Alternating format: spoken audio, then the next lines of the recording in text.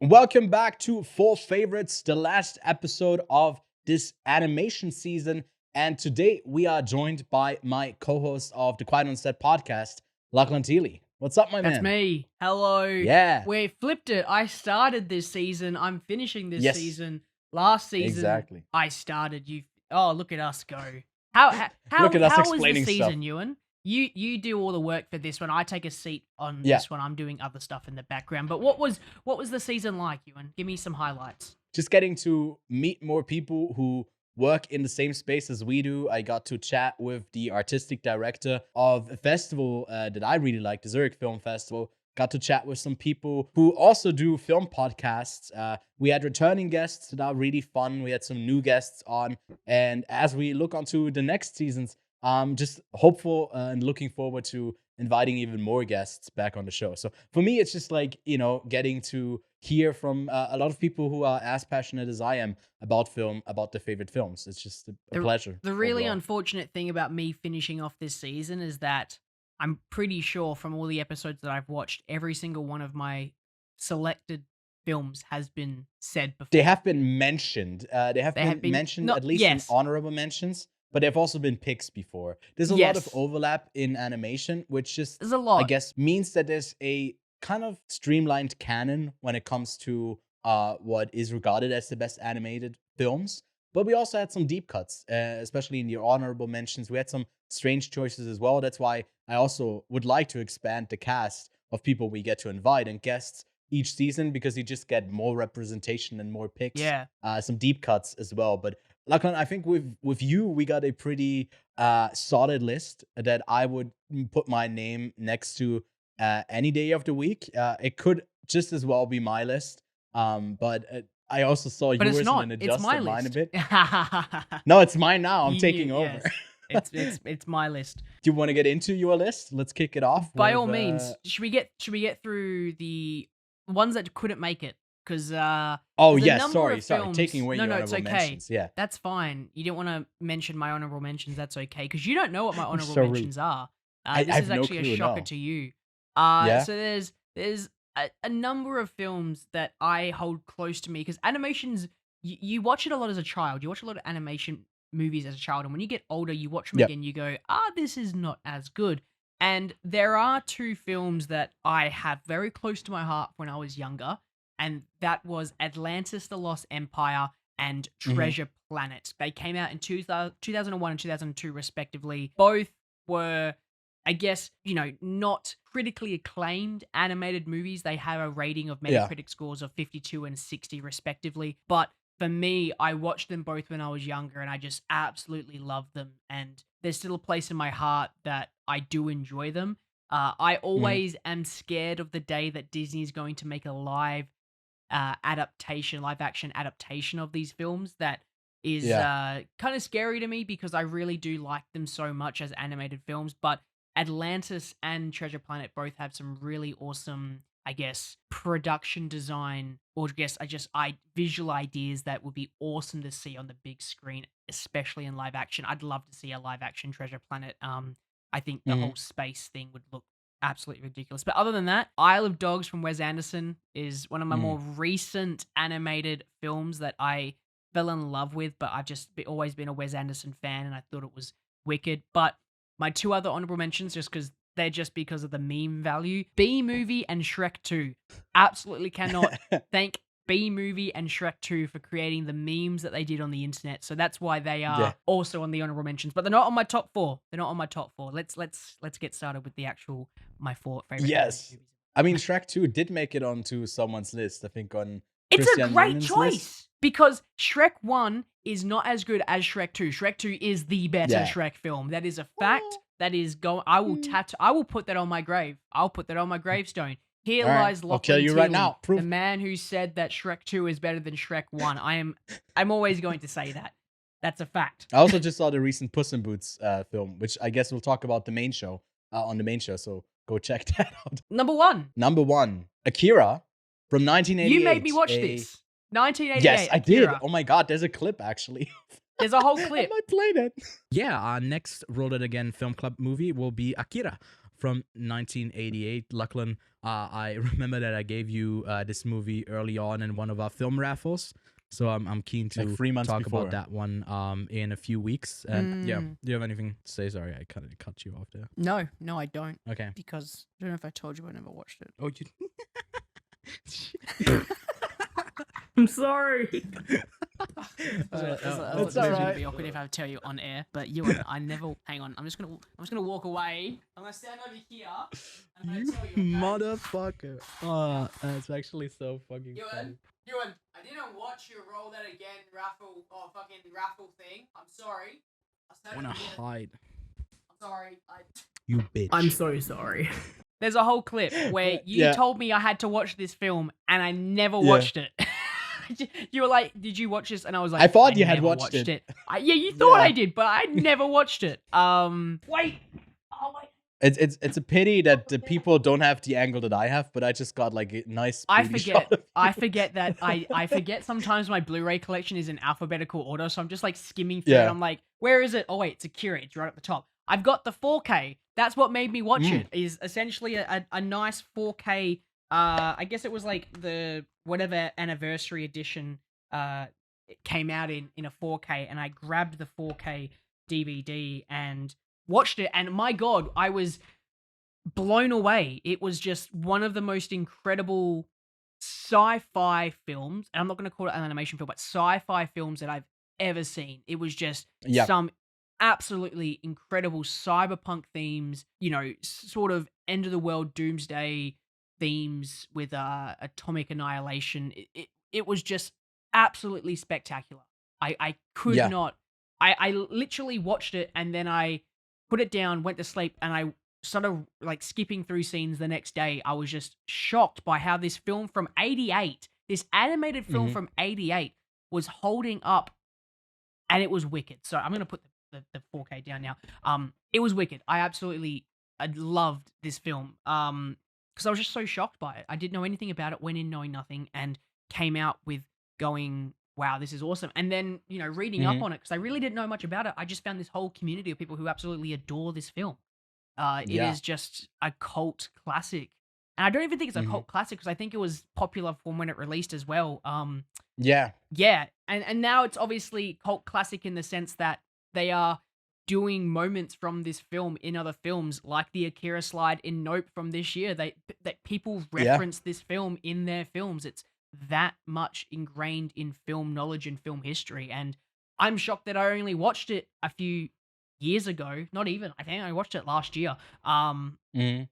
That I didn't come across it because I've been such a big anime guy, animation Mhm. guy. I've always enjoyed Anime watching guy. these. I'm not an anime guy. I'm Confirmed? not an anime guy. I'm not Okay. gonna say that. We don't I'm have an not anime guy on the podcast. There's no anime guy on the unfortunately. podcast right now. No. I watched anime in the past, but Yeah. this was just something a whole different. Yeah. And that was so exciting. It was just this really awesome story, and it's kind of hard to follow the first watch. So when I did my rewatch, a few months later, it all kind of came together the second rewatch, and I went, oh, okay, there's the story. But man, Akira. So you watched it on your Dolby Atmos 4K surround sound system with heated bubbles that bring up the scent that you want out of. Or how did you experience Akira? I've got the 4K Dolby still there, Dolby right on the box. All on there. It was wicked. Yeah, that's how I watched it. No, that's a great thing about these animated films when they are just from hand-drawn animation. It's crazy the amount of detail that goes into Oh, Akira, it's wicked. but it doesn't get dated. It just gets, more detailed if you get a really great print of it that still exists somewhere.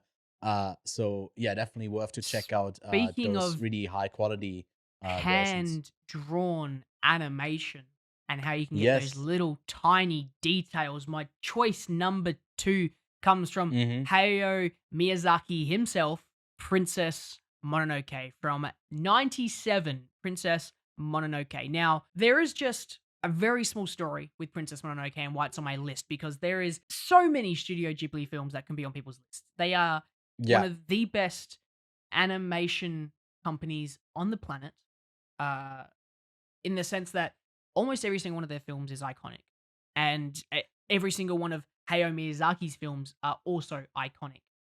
But Mhm. I watched all of their films when I was a little bit older. I did not watch any of their films when I was younger. So for Yeah. me, the childish nature that some of these films had was just not for me. Going back, some of them have some quite, you know, dark themes, especially in like Spirited Away, but Mhm. none so as much as Princess Mononoke. And I think that's what made me fall in love with it, was how dark it was in comparison to the other Studio Ghibli films that I have watched. Totoro. I watched Spirited Away before I watched Princess Mononoke. Spirited Away everyone's seen, but I didn't come across Mhm. Princess Mononoke until it was kind of like the last Studio Ghibli film that I watched out of their entire filmography when I was sitting down and watching them all. But there was just something about it. It was this fascination with, you know, demons and the spirits of the forest and humans destroying the forest for mining. It was just all of these themes that I kind of do respect and And you understand loved an what they're trying to Avatar. show. And and, and but yeah, Princess Mononoke was just something different when I watched it compared to the other Ghibli films, and that's why I like it more than any of the other Studio Ghibli films. I don't Yeah. really I don't really know what else to say about it because for me, I obviously I've watched both the English dubbing and the original voice work, and Right. it's probably one of the best adapted dubbings that I've ever got to listen to. Mhm. Mainly I think because Neil Gaiman worked on the dubbing and he's a phenomenal writer as it is, Yeah. but I will still always watch it in the original voice work, and it's the same with any of the two films I've talking about so far. Is that the original uh, voice actors are the better way to watch these two animated films? But Yeah. Hayao Miyazaki is a god, and honestly, if I was a bit younger, I could probably say that any of the one of his films that he's made, could have taken this spot. I really think Yeah. that Howl's Moving Castle is probably one of my second favorite. I would put Spirited Away third. Funnily enough, I really like Princess Mononoke, Howl's Moving Castle, then Spirited Away. If I have to Mhm. rate those three films, which are kind of my three favorite Ghibli films, Princess Mononoke is sick. I love it. It is amazing. Hayao Miyazaki might be in my top 3 favorite filmmakers of all time. I adore him that much with all of his themes that he has some recurring stuff about flying, about nature, and it never feels like a repeated beat in a sense. And Mm, that's incredible to keep it fresh, to keep these stories unique and make them incredibly interesting and fun for young and old. I also caught this when I was older, and yeah, beautiful steelbook as well, right? The artwork Beautiful is steelbook. Oh my incredible. god. Incredible Big dog. steelbook that I've got. Yeah. I don't think I've got either of the next two films on 4K at this current point in time, but I think I might do it this week now that I think of it. Oh, okay. Slight spoiler alert, they're both from 2009, if you can guess it. Yes. But If I let's can get either of these films on 4K, that is. I don't think they are out on 4K, but I'll have to find out. maybe, I don't know. I don't know about especially the second one for the well, let's get into it. Another fantastical film with some animals in it is a film that we both adore. You mentioned one of the films previously from the filmmaker, Isle of Dogs, but now we're talking about Fantastic Mr. Fox. Fantastic Mr. Fox, based off of a Ronald Dahl book that I read when I was younger. This was an awesome adaptation. There was just, oh god, it was gorgeous. I think this was the first Wes Anderson film that I ever watched, Oh, really? and Okay. yeah, and I went Mhm. wow because I was 9 when this Yes. film came It's out. Owen Wilson in Uh, this? so I was like, "Oh, okay. Well, this is pretty." And then later on, discovered Wes Anderson's style, and Mhm. Wes Anderson himself, I should say. I discovered his film work and fell in love with him. And this was kind of like my introduction to my own filmmaking style, I guess, because I've got a very Yeah. heavy inspiration from Wes Anderson for my own stuff that I made when Ewan and I were at film school together. Yes. But From the for posters to the from the framing to everything oh is god, really an homage a lot of the times to Wes Anderson. I yeah, Yeah. but I God, I just everything about this film was just so good because you've got this incredible set of actors in an animated Yeah. film. You have George Clooney, you have Meryl Streep, you have Bill Murray, you have Michael Gambon, you've got Willem Dafoe, you have Owen Wilson, you even have Wes Anderson himself playing a character. You just have all of these voice Yeah. actors playing these characters. It's just insane that you have all of these people in this film, and Hmm. they all do an Yeah. incredible job. It's iconic. It's funny as hell. It can be dark. It can be very dark at times. Um, Yeah. but it's also, one of the best sort of stop motion animated films that I've seen. Hmm. Not the best. I would say the next one would probably Okay. be the best stop motion Do you want to animated tie movie it I've ever over? seen. I will tie it Okay. over. But just Yes, we'll do quickly, it. Coraline is my last pick. Coraline by Henry Selick, also from 2009. I Yeah. feel like this is going to be a common pick for most people because it was a Yeah. crazy film when it Hmm. came out because it was terrifying. It was freaking Yeah. terrifying. So the funny story I have with Coraline is that in Western Australia, one of our football teams would have like this membership thing when I was younger, and I was part of the membership group because my grandmother would take us to the footy. And Hmm. one year they were like, "Hey, we're gonna take the kids to the cinema. Here we go." And the movie was Coraline, and it terrified a bunch of kids. Yeah. And that's my memory of Coraline. That's the first time I saw Coraline was as like a member screening for the footy club, uh, for the games that I went to, and Right. that's my experience to Coraline. That's how I got introduced to it. Hmm. And many years later, I went back and watched it again, and I was struck with how gorgeous the animation was because it was Yeah. almost like the lighting is probably the biggest thing I remember. The use of lighting in this film, the shadow work in this film, the incredible sort of, I guess, idea of this upside down world and these button eyes and the horror that was created with Coraline. It's just absolutely gorgeous. For me, it is kind of like somehow with later on in life, I discovered all of these writers and directors that I watched another one of their films and went, "Oh, okay, this kind Hmm. of seems familiar." And then I go back Yeah. and both of those is Henry Selick, uh, with obviously a Nightmare Before Christmas. I watched that ages ago and Hmm. I loved it. And later on, watched Coraline and then kind of went back to it and went, "Hang on, I know this style before," and there it is. And it's the same with Neil Gaiman. Uh, Yeah. I was reading a book by Neil Gaiman and I was like, "Wow, this is a sick book." It was the mythology book that he wrote. I was like, "This is an awesome book." And then I just Googled Neil Gaiman, and turns out he is a very famous writer, and he has done a Yeah. number of things that I've seen in the past. And I was just blown away. Because that's when I discovered he did the I guess the English dub for both Princess Mononoke and Hmm. also wrote the book for like Caroline. I was just, oh god, like all of these just came together. It was incredible. Hmm. How all of these films just, there's these people that they work on it, and you see them later on, and they do all these other pieces of work, and you're like, wow, this is so similar, and then you don't realize, and it comes up, and man, small world. Yeah. But yes, no, Coraline. Oh god, I don't know, I don't even know, man. It's like I feel like this should be on everyone's list. I feel like this is a movie that everyone should Yeah. see, because it's Hmm. just fucking spectacular. I hadn't seen it before. I watched it for this month for four favorites, and it was one of the quickest 5 stars I've ever given to a film. Oh, for sure. It's just that like that. It's perfect filmmaking from beginning to end. Lots of endearing characters, and it's terrifying. Like you said, it is. And Out of yeah, out of all of the films that I've listed here, including some of the honorable mentions, Coraline's the one I haven't seen most recently, but right. was the film I wrote down first, funnily enough. So when you That's asked me, an "Hey, yeah. we're gonna I be like doing that. animated films," I sat there Uh at my computer, I loaded up a note document, and I just started going, "Okay, what are my favorite animated movies?" First dot point, Coraline.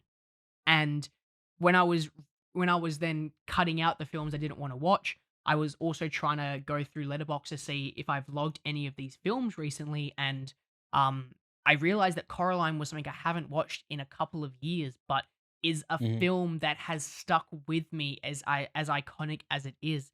And I guess there's a number of, internet like fads that have come along that have involved Coraline with like button eyes and the songs and everything like that and the Yeah. actions. But Yeah, yeah. Mhm. Coraline was, funnily enough, the film that I haven't seen uh haven't seen in a while, but was the first film that I wrote.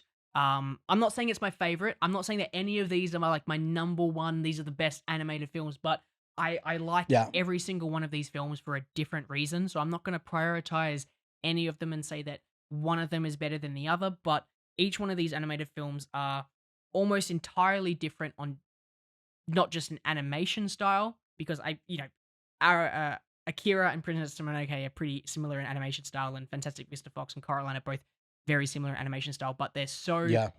morally and thematically different with the Yeah. same animation style, and that's what's wicked about animation, is that you can have the same animation style, but you can have totally different themes in it, and that is what I like about these, because they're so similar but so different in so many ways. Yeah, you have two apocalyptic films with Princess Mononoke and Akira. One of them set in Neo Tokyo and a bunch of motorcycles, and the other one out in nature, where you on the back of a big old dog shooting arrows. So it's a lot in there, and Great deal. lighthearted with Fantastic Mr. Fox with dark elements. The other way around with Coraline, it's dark but has some lighthearted moments. So I feel like your list is super well balanced, and although it is just peering at what one point of animation, you were mentioning the amount of Balance. possible variations in animation. And yes, exactly. And that's just a great thing about the medium. That makes it one of my favorite genres. We were talking about this all throughout the season, if animation is just a genre or it's just a type of film, because you can do pretty much anything in animation. But whenever it gets utilized to the fullest, to for me it is like, can you make it in live action and be as impactful? Then it shouldn't be an animated film. It should be its own thing and stand on its own legs. And I think all of your picks do that. I would never want a live action adaptation of any of them. So yeah, like I said, I could have just easily swapped this list with mine. And Lachlan, I think that brings us the end of the season. I'm sad to be done talking about animation. We might need to revisit this and just do an extended list at some point later on Let me to just hear talk from about the some more B movie people. for like 30 minutes. You can do that. And well, maybe that was a bad idea. Maybe we shouldn't do it. Maybe But we shouldn't do that. I Maybe put we a should do a whole I should, season and get everyone to talk about the B movie for yes. each episode. Exactly, that would be a fun bit. But we don't need to blow it here, so you keep it to yourself here. What you don't keep to yourself is your own lists. Drop those in the comments below. And Lachlan, are you ready to announce the next theme of the next four favorite season? That's going to happen in February. You want me to announce it? Well, no. I just like Because I maybe don't know what let it me is. do it. You haven't told me yet. So No, no. I thought you were just going to tell me and I was going to make it up. But no. If you know what, tell me. Well, February is a month of many themes, but I Hmm. guess always on the second week on, I don't know what day it is usually. I'm terrible at this, but I think it's the 14th or something like that. I don't know. Valentine's Day happens around that. So we are talking about romance and rom-com films. That's going to Okay. be our next subject. I gotta say, it was a bit harder to get some Oof. people back when I said, like, we got some other topics lined up for the rest of the year that are already planned out and scheduled. I won't leak them here unless you ask really nicely and maybe leave a like and subscribe.